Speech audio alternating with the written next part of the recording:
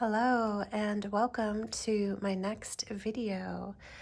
I am going to be doing a hashtag today and a VR to Meg at Rose Honey Ritual, which is where I first saw this hashtag, which is One Deck Gone Wild.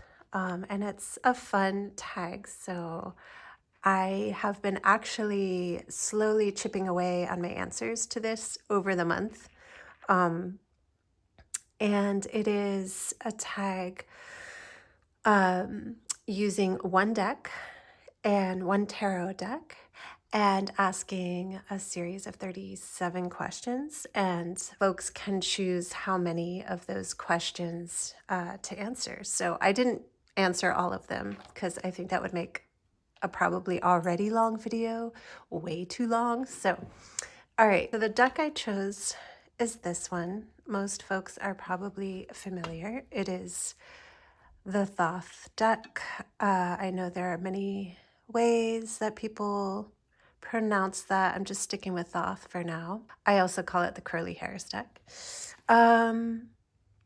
Yeah, so the first question is, why did you pick this deck? So I picked this deck for a few reasons. First of all, I didn't see that anyone else had featured this deck. It's been over a month now, so I figured that was a good reason. Second, I'm also currently working with this deck and studying this deck. And so, yeah, those are the two main reasons. And I have a bit of a complex relationship with this deck, maybe.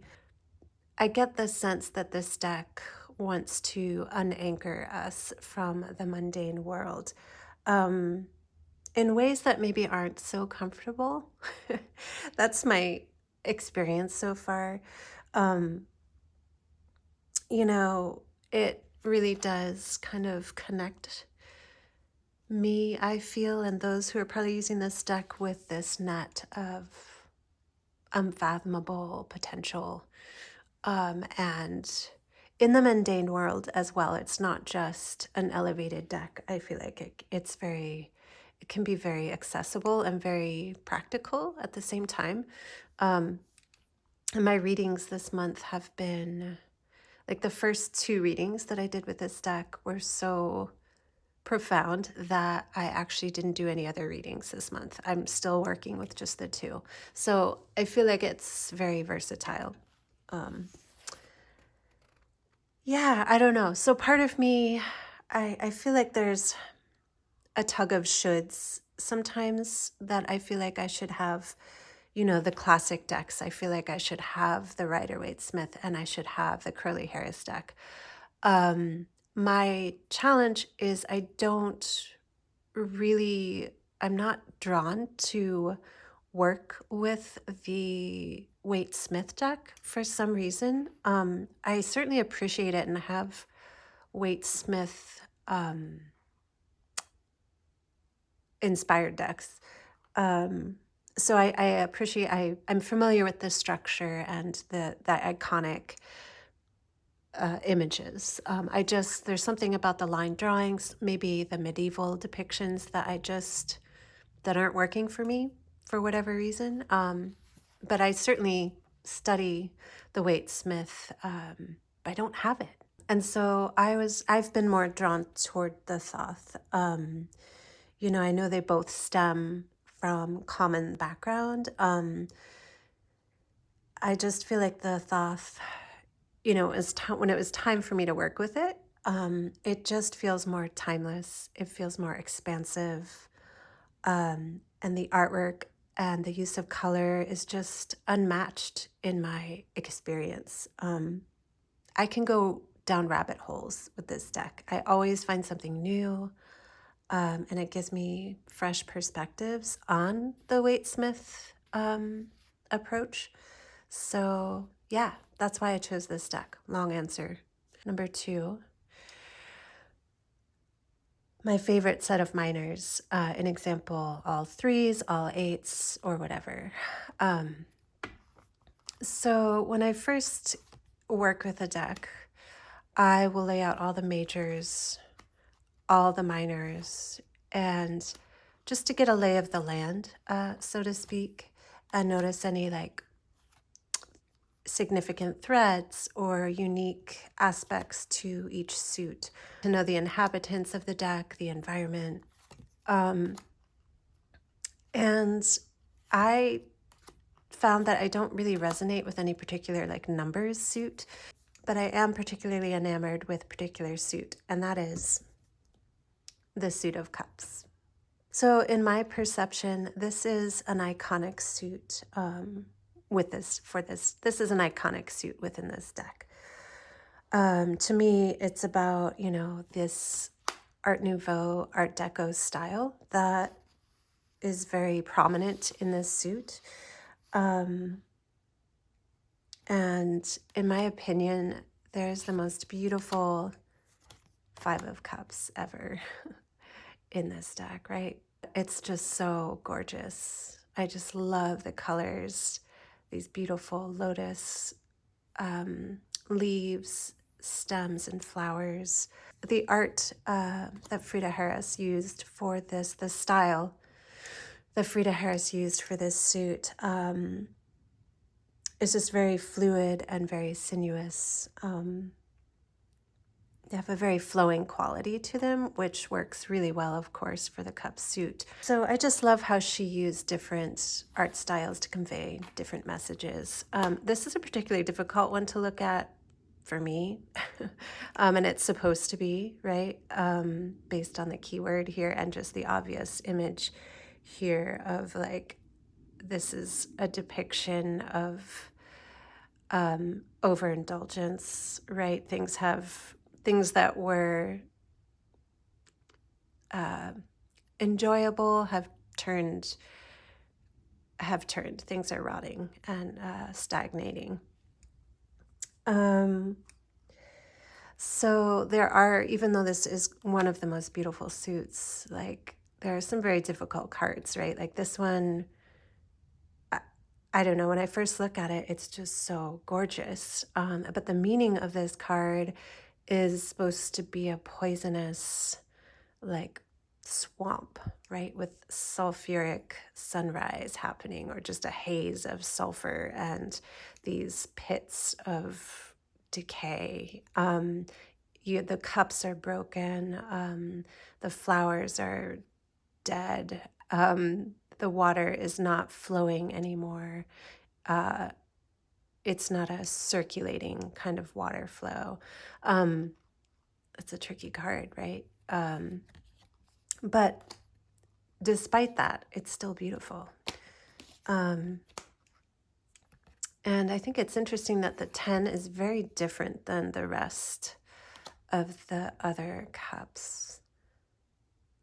It's more Art Deco to me. And I feel like that must have been intentional with that style change. The third question I chose to answer was, what card reminds me to relax when it comes up?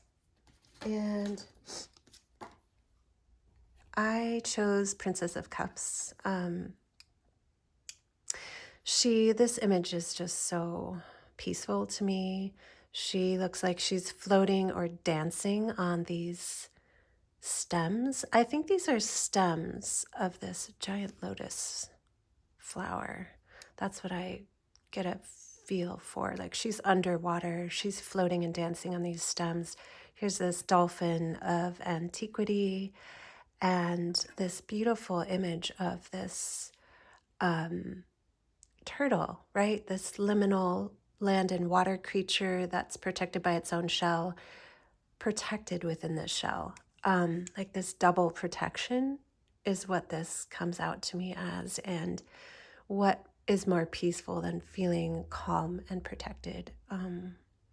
I love this lotus flower, these crystal motifs on her dress. This card is it really captures the quality of floating peace. Love this card. Number 4, my favorite representation of blue. So I promise I won't only be going over the cup suit. It just happens to be that these are the first set that really answer the questions so far. So the Queen of Cups, you know, it's just, there are many other blue-based cards in this deck, but I just love the different shades of blue, this lemniscate quality that really accentuates the blending of like green with the blue and this subtle mixing here of the two. I just, yeah, this is a beautiful, it's such an interesting question, but yeah, this is the one. So on the topic of color, I just wanted to say a little bit about that. It took me a long time to begin working with this deck, and I will go into that a little later in an answer to another question. But when I noticed my pull toward this deck, I realized it was about Frida Harris's artwork and her use of color, like the saturation of color and the way the color evoked very particular feelings.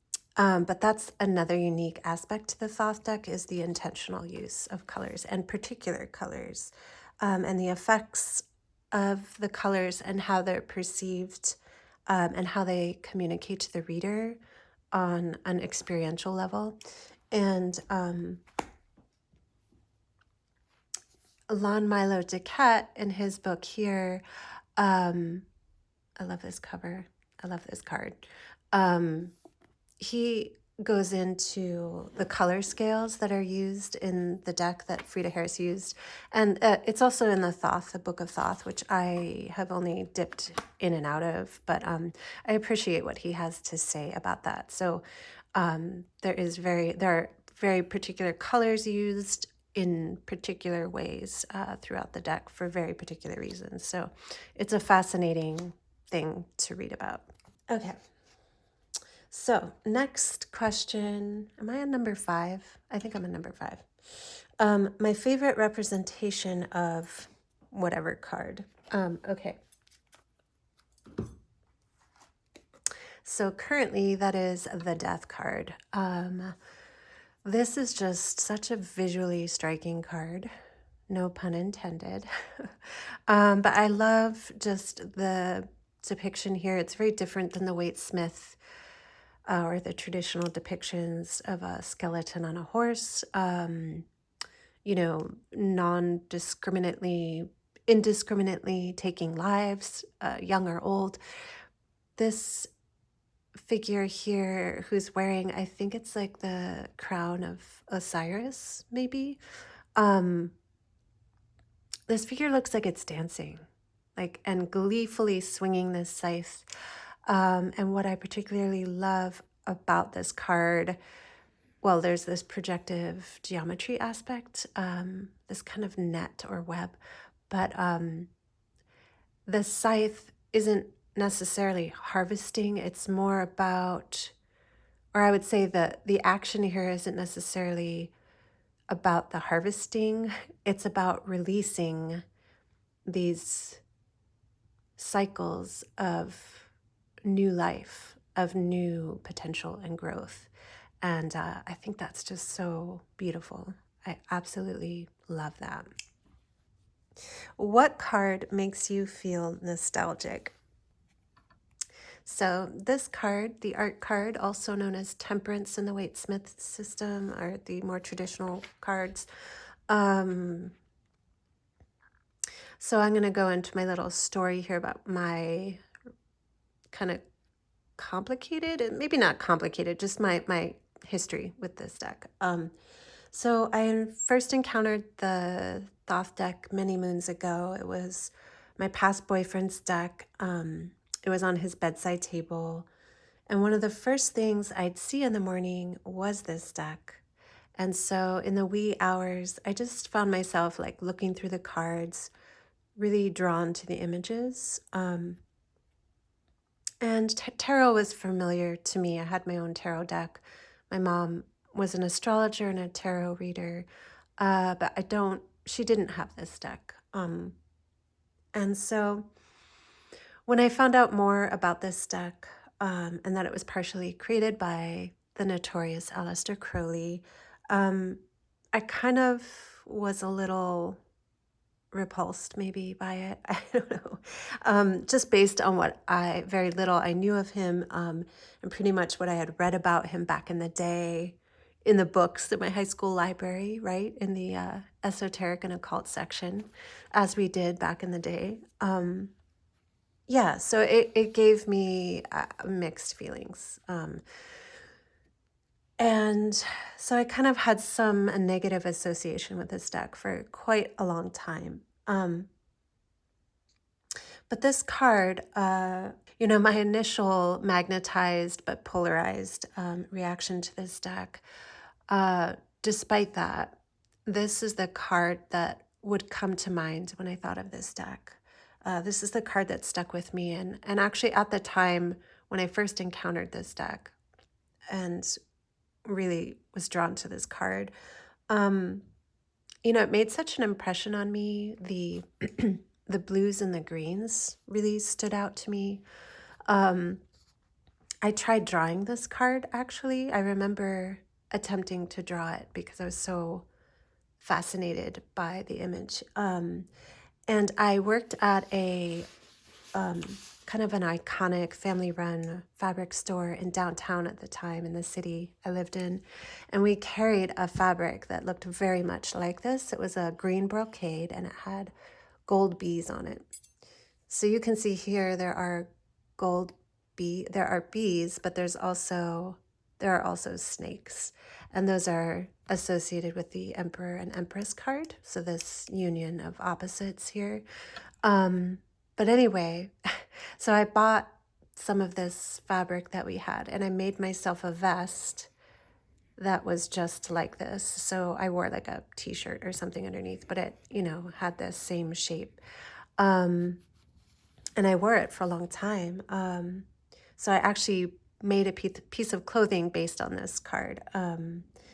And yeah, I was just endlessly fascinated with this card. And another aspect is I really am drawn to the like multi-breasted, vested goddesses, like Ephesian Diana or Artemis, or the Minoan snake goddess. She has a vest dress similar to this with her breasts bared, and she has two snakes, one in each hand. I think that's really my pull to this card. And yeah, so I suppose this card is my muse that eventually drew me back to this deck. And the core of this card is about, this is a very alchemical card. And, to me, it's about finding your inner gemstone, your inner diamond, and so many details here. All right, next, what card shifts my perspective? And that is the Hierophant card currently. This is a card about the number 5, quintessence, the 5th element, all those fascinating things. It's about the manifestation of the invisible into the invisible. And I work with plants a lot, and I seek out the stars in plants. There are many like flower blossoms that begin with the 5 and then fruits. That's just endlessly fascinating to me as well. And to me, this card it symbolizes the quest for knowledge and enlightenment through the experience of being born, of living in a body. And there's a cool quote about this card in this book by Akron and Benzoff. Not sure I'm saying their names right. And this book is a cool reference because it has like correspondences, like astrological fragrance correspondences, quotes. So it's a cool book in that regard. And the one quote for this card that stuck out to me is a quote from Gautama Buddha. And it is, "Believe nothing just because the authority of a teacher or priest stands behind it. Believe in that which you have perceived to be right through a lengthy examination of your own, in that which lets itself be reconciled with your own good and that of others. So basically, like trusting your inner compass and your inner Hierophant. Another cool detail, this looks like a key to me, but it might just be a staff, but this shows up in only one other card. And I think my theory is it's about the 3 aeons that this deck kind of goes on about. But the card that it shows up in, one other card, is the Ace of Cups, right? There it is again. But this time it looks like those circles are more like the Ouroboros. My favorite animal that's represented, that would be this one, the snake. This snake shows up throughout the deck. This particular pattern, it's almost like a diamond pattern. And I think this is the only time it shows up in the disc suit. But if you go through, like maybe quickly, I'll go through the deck. There's obviously, well, not obviously, this symbol shows up a lot, the staff of Hermes or Mercury with the double snakes at the top and the winged disc. It's in many cards. And I'm not going to find them all, I'm sure. Like these are snakes on the Emperor's vest.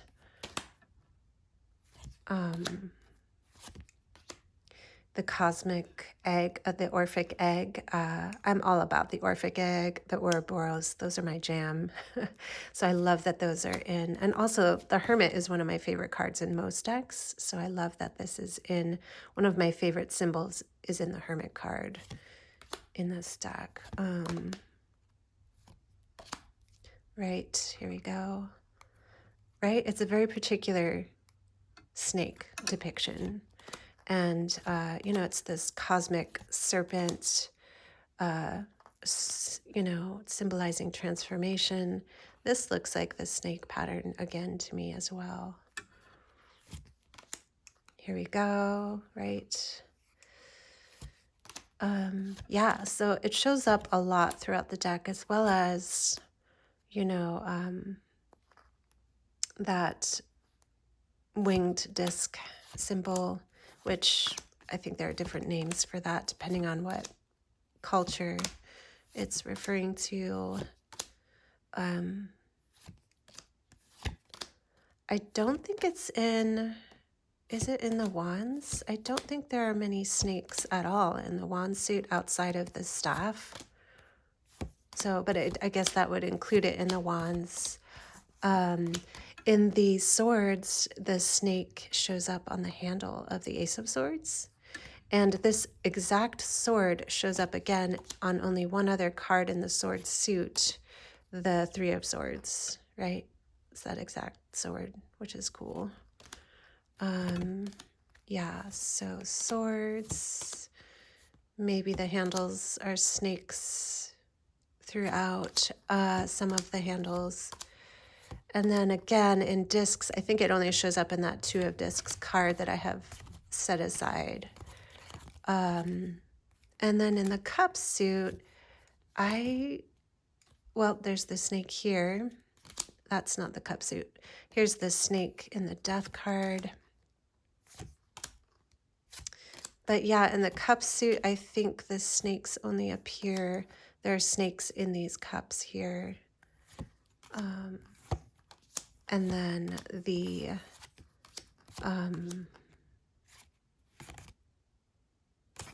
I think in the Prince of Cups, he's holding a cup with a snake in it. Oh yeah, here we go. What is this deck's favorite book? The Book of Thoth, right? No, I'm just joking. I don't know. Like patterns in the stars, fractals in nature, the Fibonacci sequence, right? The golden spiral, the poetry of mathematics and projective geometry. I think this deck would work more in that sort of way. outside of the written word.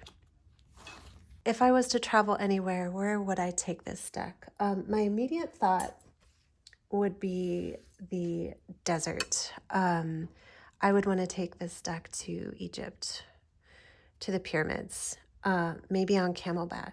The next question is, where does the deck want to go? And I pulled a card, and it was this one, the Queen of Discs, the Queen of Discs, which I love the fact that this card came up right after I was thinking I would take the deck to the desert, because here's the desert in the background.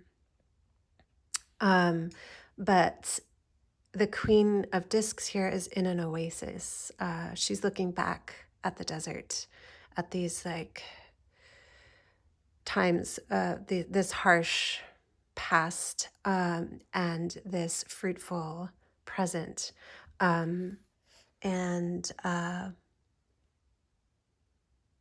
Yeah, I love that it just travels beyond that desert idea into an oasis, finding fertile ground. And Crowley states about this card that she represents the ambition of matter to take part in the great work of creation.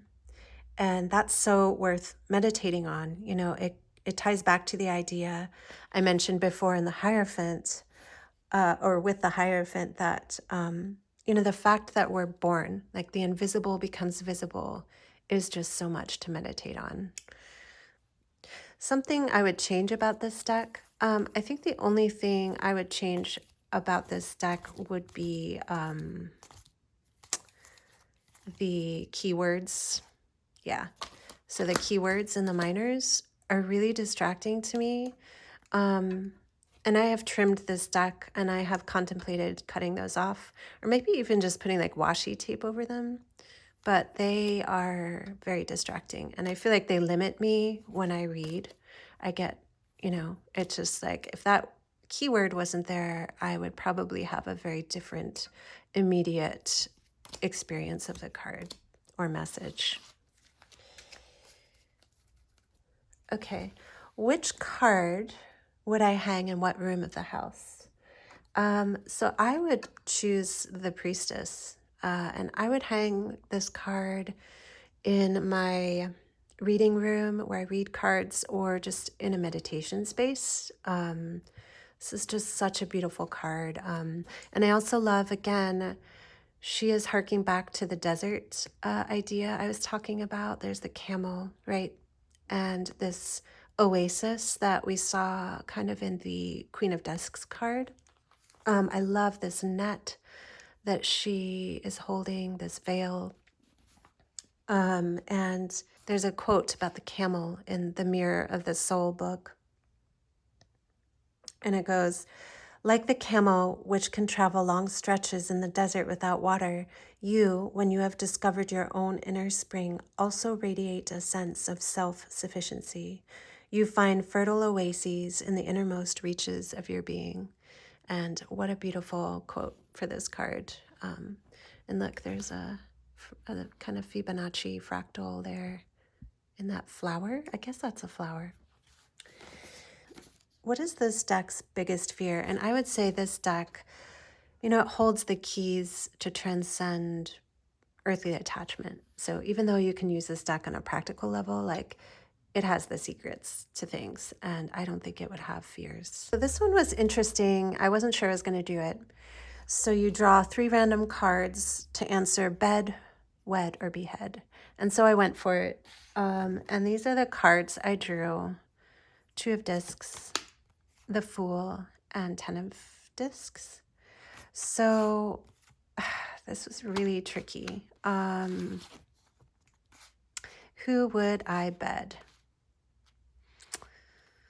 I suppose the Fool, right? The Fool is, wow, has so much going on, lots of potential, completely like ready to jump into things. I think the Fool would be up for, just for like an encounter, let's say. Who would I wed? Would I wed change or wealth? Um, this was also tricky. I don't know. I might wed change, because you can't get away from we can't escape change. So what better way to get to know it than to marry it and get to know change? I don't know. I suppose I would behead this card just because I didn't choose it for the other two. And this card has several different meanings regarding wealth, but I'm going to look at it in the material wealth sort of way. And I feel like that is certainly, though something that is helpful in life, it can also be very distracting. And ultimately, we don't want to be attached to wealth. So, in the material sense, I'm going to behead this for now. What's the deck's signature or favorite scent? And this was fun to think about because I like to make my own sprays with essential oils and things. And I think the base note would be blue lotus flower, and the middle notes would be something familiar, but something you can't quite put your finger on or a name to. And then the top notes would be some sort of mysterious alchemical synergy. Ultimately, it would be something that would transport you to a liminal space of receptivity. It would be held in a faceted glass jar that changes color and shape depending on which way you look at it, which way you hold it in the light. Yeah. How old does this deck think it is? This deck is timeless. It exists at a time. I feel like this card really depicts that as well, right? He's like entering a dimension. Like he can travel between dimensions here. Okay, I've got to wrap this up soon here. Okay, my most and least favorite card and why. My most favorite card currently is the Aeon card. And I just visually love this card. I love the contrast between the blue and the orange. Those are really striking to me. And I am a fan of ancient Egyptian artwork and the gods and goddesses that are depicted. And here we have Newt. Of course, her name's like a hieroglyph, and I don't know how it would be pronounced. I think scholars are still figuring that out. But her body is often depicted as covered in stars, and she's often seen arching over the earth, who is her consort, Geb is the name of the earth god. And this card is just all about the ancient Egyptian gods and goddesses and about the past evolving toward the future and the potential of each moment. I love this card. My least favorite card, that's kind of hard to pick. But I suppose like the card that I don't resonate with as much as some of the others, this is maybe my least favorite card. It's just not as detailed as some of the other ones. The colors are not, I don't vibe with the colors so much, but if I had to pick one, I would say this one is kind of a least resonating card. There is wisdom that I have come across of people suggesting that you work with a card that is your least favorite. So that would be interesting to do. There's always lessons to learn from things that you don't resonate with, for sure. Okay, does any card remind me of anyone? So I would say there are no human lookalikes in this deck, but this card, the moon, these little jackals remind me very much of my little black dog, my little pup. And, I sometimes even have called my dog Anubis because he sits just like, that traditional Anubis jackal figure. And my dog is also named after a very prominent, maybe somewhat interchangeable figure in alchemy, which also kind of closely aligns with this deck. So this was not planned, and it was his shelter name, and it just suited him. And so we've kept his name. But anyway, I'm going to leave the breadcrumbs there. Okay, what card in this deck gives me a unique spin on my regular opinion of that card? So it is the Four of Wands. And that is because I think this was the card that when I started working with the Thoth, it was kind of an epiphany card. I had new perspectives on the Waite Smith card, the Four of Wands, which is traditionally like a structure of 4 posts, like a ceremonial structure where there's a celebration, a union of some kind happening. It's like a celebration, has like a community celebration vibe to me, or union type vibe. And this one is a circle and a wheel, even the way these wands are laid on top. And so I love this further idea of the 4 creating a wheel. There's just, and this cycle in motion, something has completed.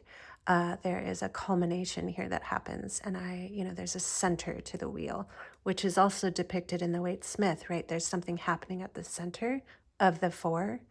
But this just, I don't know, it's mind-blowing to me. I don't know why. Last question. If you've stuck with me this long, thank you so much. I hope this has been fun in some way. What is the Outlier card in this deck? And this is an Outlier card because it looks unfinished to me, almost as if like Frida Harris didn't have time to finish this card or something. It's just very unfinished looking, like the details of the figures don't really match up with like, the details in some of the other cards. It's very out of focus.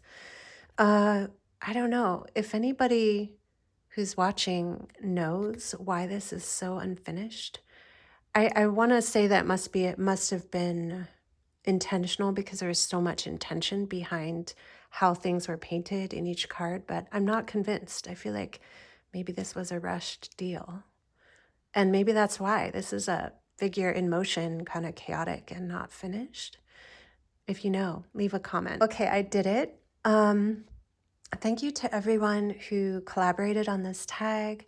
Thanks to Meg who featured this in her video. And I had a lot of fun contemplating these questions and looking for answers to these questions as I worked with the Thoth this month.